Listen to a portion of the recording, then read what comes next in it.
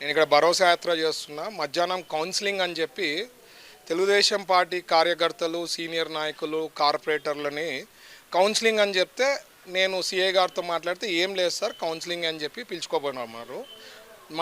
మా వాళ్ళని ముగ్గురిని అన్యాయంగా కొట్టడం జరిగింది. ఇది ఎంతవరకు సబబు? వాళ్ళపైన కేసు లేదు, రౌడీ షీట్ లేదు, ఏమీ లేదు. ఎందుకు కొట్టారు అనేది సమాధానం చెప్పాలా. ఇది చాలా సీరియస్గా తీసుకుంటా, లేకపోతే నేను కేసు వేస్తా. ఎవరిని వదలను దీని విషయంలో మాత్రం. ఎందుకంటే ఇది అన్యాయంగా మా వాళ్ళని కొట్టడం అనేది అస్సలు ఒప్పుకోము. ఎందుకంటే చాలా సీనియర్ నాయకులు శేషగిరి శెట్టి, పరమేశ్వర్ల పైన ఏముందని ఒక కేసు లేదు, ఏమీ లేదు. వాళ్ళపైన ఏమీ దౌర్జన్యం నాకు అర్థం కాలే. అంటే ఏం చేయాలని చూస్తున్నారు రాష్ట్రాన్ని.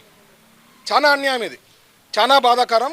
రేపు పొద్దున ఎస్పీ గారిని కలుస్తా, నాకు సరిగ్గా న్యాయం జరగలేదు అనుకోండి, నేను ఎవరిని వదలను, కేసు హైకోర్టు వరకు తీసుకోపోతా, ఎవరిని వదలను దీని విషయంలో మాత్రం. చాలా అన్యాయం. ఎందుకంటే ఊరికే కొట్టడం అనేది ఎక్కడా లేదు, కాన్స్టిట్యూషన్లో ఎక్కడ రాయాలి అట్లా ఇష్టానుసారం కొట్టమని చెప్పి.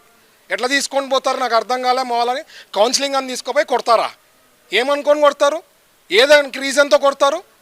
ఏమన్నా ఉందా? వ్యాలిడ్ రీజన్ ఉందా? ఎట్లా కొడతారా మీరు అందరూ? Who has given you power? I'm going to take it seriously. ఇక్కడికి వదిలే ప్రశ్నే లేదు. రేపు ఎస్పీ గారితో పోయి మాట్లాడతాను. నాకు న్యాయం జరగలేదో I'll go to high court, election commission కూడా నేను పోయి ఫిర్యాదు చేసి ఎవరెవరి పైన ఉందో వాళ్ళ పైన అందరిపైన యాక్షన్ తీసుకుంటాను. నేను దగ్గర ముగ్గురునేమో కొట్టారు మన సైడ్. ఇప్పటికే నాకు డీటెయిల్స్ ఇప్పుడే రావడం జరిగింది. ఇది చాలా అన్యాయం, దుర్మార్గం. ఎందుకంటే I'm not able to digest. ఊరికే కొట్టడం ఏమండి ఇది? ఏం ఊరికే కొట్టడం? నాకు నిజంగా అర్థం కాలేదు. ఎట్లా కొడతారు ఊరికే? ఏమన్నా ఉండాలి కదా కేసులు, తప్పు చేసి ఉండాలి కదా. ఏమవుతోంది రాష్ట్రంలో? ప్రజలందరూ ఆలోచన చేయాలా. ఇది రాష్ట్రంలో పరిస్థితి. ఓటు కానీ పొరపాటు చేసి ఈ గవర్నమెంట్ని తెచ్చుకుంటే బతకలేని చెప్తున్నాను నేను. This will happen. పొరపాటున ఈ గవర్నమెంట్ కంటిన్యూ అయిందంటే మన ఇండ్లలో వచ్చి కొట్టినా ఎవరు దిక్కుండరు చెప్తున్నాను నేను. ఆలోచన చేసుకోండి, ప్రతి ఒక్కరు ఆలోచన చేసుకోవాలి. 1 టౌన్ సిఐ వాళ్ళు చెప్పారు.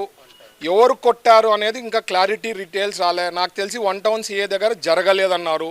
ఎవరు పేరు తీసుకుంటున్నా డీటెయిల్స్ వస్తాయి. రేపు పోయి ఎస్పీ గారిని కలుస్తారు. నాకు న్యాయం జరగకపోతే వదిలే ప్రశ్నే లేదు. ఎలక్షన్ కమిషన్కి ఫిర్యాదు చేస్తా, హైకోర్టులో వేసి ప్రతి ఒక్కరు ఎవరెవరు పడిందో వాళ్ళకంతా కూడా శిక్ష అనేది తప్పించుకునేదానికి ఉండదు. Because constitutionally we are protected. ఏమో ఆంధ్రప్రదేశ్లో అంత అన్యాయమా? ఊరికే పోయి కొడతారా? చాలా బాధాకరం.